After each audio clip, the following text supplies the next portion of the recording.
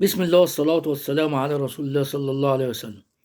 قائمة النادي الأهلي لمباراة حرس الحدود في الأسبوع ال16 للدوري العام: حراسة المرمى محمد الشناوي، مصطفى شوبير، حمزة علاء.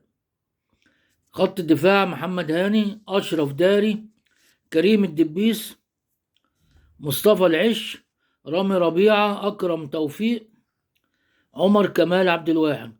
خط الوسط مروان عطية، عمرو السولية، أحمد رضا، إمام عاشور، كريم وليد ندفد، حسين الشحات، أشرف بن شرقي، أحمد نبيل كوكا. خط الهجوم نيتس، جراد يشار، وسام أبو علي، محمد عبد الله. وطبعا عارفين النادي الأهلي في المركز الثاني وعنده 33 نقطة. بالتوفيق إن شاء الله، ونشوفكم في لقاءات قادمة ونقول السلام عليكم.